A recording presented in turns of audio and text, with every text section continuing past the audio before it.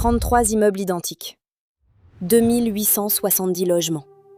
Un ensemble présenté à sa livraison comme un paradis pour les familles pauvres de la ville. Quand les premières familles emménagent, une locataire du 11e étage appelle son appartement le « penthouse du pauvre ». Elle ne se moque pas, elle le pense. 17 ans plus tard, le premier bâtiment est démoli à la dynamite. Aujourd'hui, direction Saint-Louis, dans le Missouri, pour Pruitt-Igoe. Un relevé municipal compte 33 000 logements où les toilettes sont partagées entre plusieurs foyers. En 1949, une loi fédérale donne aux villes les moyens de raser ces quartiers et de reconstruire à la place. Dès 1950, Saint-Louis reçoit de quoi bâtir 5 800 logements. Le plus grand de ces chantiers s'appellera Pruitt-Igoe. C'est un double hommage.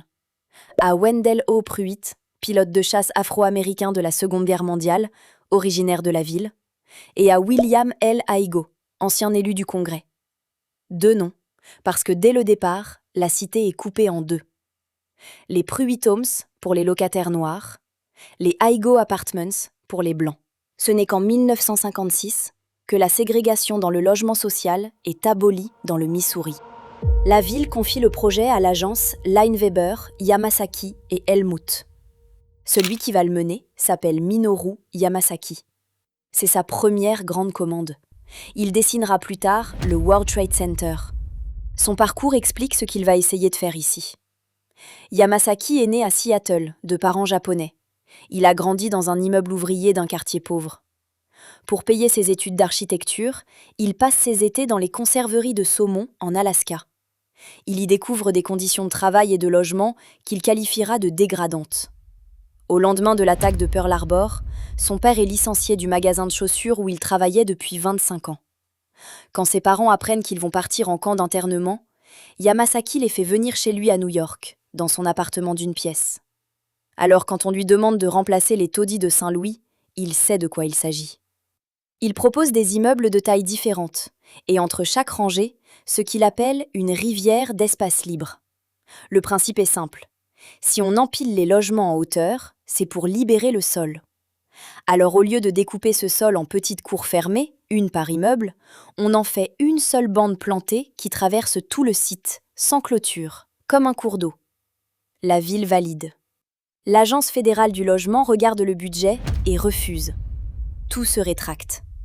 Une hauteur unique est imposée.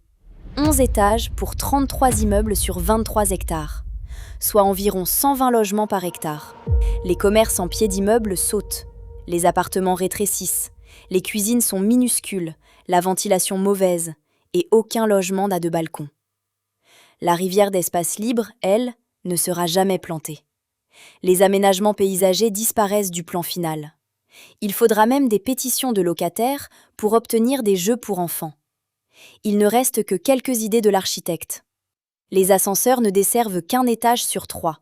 Le premier, le 4e, le 7e et le 10e, imposant aux locataires d'utiliser les escaliers pour les niveaux intermédiaires.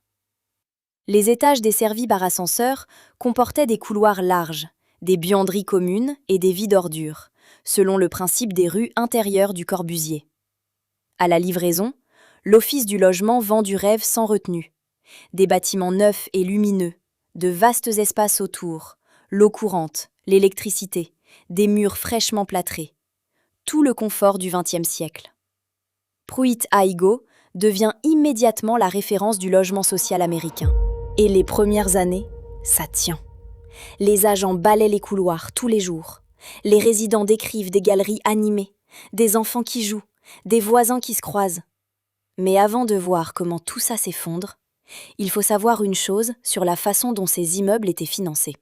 Dès 1958, 4 ans après l'ouverture, les pannes d'ascenseurs et les dégradations sont signalées comme des problèmes majeurs.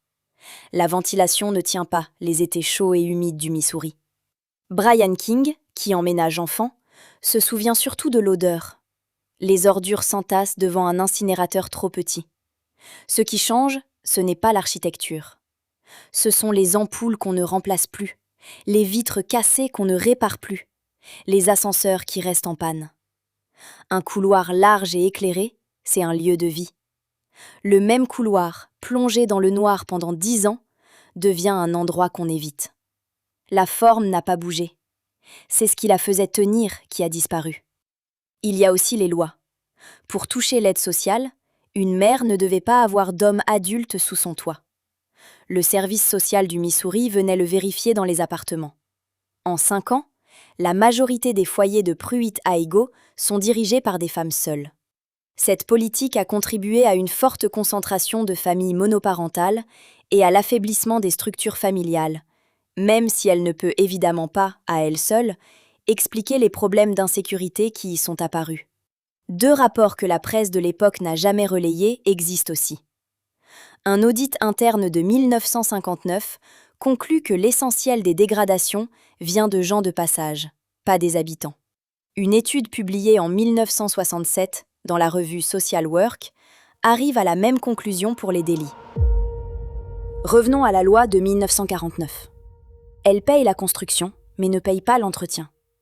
L'entretien doit sortir des loyers. Or, le revenu médian d'un foyer de Pruitt-Igoe tourne autour de 2 700 $ par an. On demande donc aux plus pauvres de la ville d'entretenir 33 immeubles de 11 étages. La suite est mécanique. Un logement vide, c'est un loyer en moins.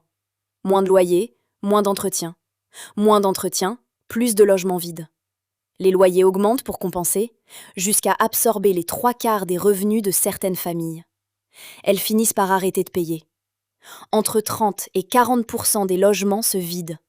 En moins de 2 ans, la plupart des locataires blancs sont partis. Et dans le même temps, la ville aussi. Saint-Louis attendait 1 million d'habitants. Elle en perd 30%, et 11 000 emplois industriels. On avait construit 3 000 logements pour une ville qui grossissait. Elle rétrécissait. En 1971, il ne reste que 600 habitants dans toute la cité. 16 immeubles sur 33 sont définitivement fermés. Un rapport décrit leur état comme à peine croyable. Murs éventrés pour récupérer le cuivre, appartements vidés de tout ce qui pouvait se revendre.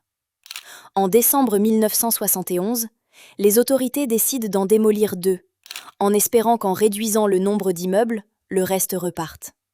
Le projet a déjà coûté 57 millions de $. Le 16 mars 1972, on fait sauter le premier immeuble devant les caméras. Un critique d'architecture en tire une formule qui sera recopiée pendant 50 ans. Le jour où l'architecture moderne est morte. Le reste suivra. La cité est entièrement rasée en 1976. Il faudra attendre 1991 pour que la chercheuse Katharine Bristol publie Le mythe de Pruitt-Igoe et démonte le raisonnement. En accusant l'architecture, on s'est évité d'accuser le sous-financement, la ségrégation et l'effondrement économique d'une ville entière. Après 1976, le terrain est resté vide. Assez longtemps pour qu'une forêt pousse dessus. 23 hectares d'arbres en pleine ville. Pruitt-Igoe a été le premier grand ensemble de logements sociaux américains entièrement démoli.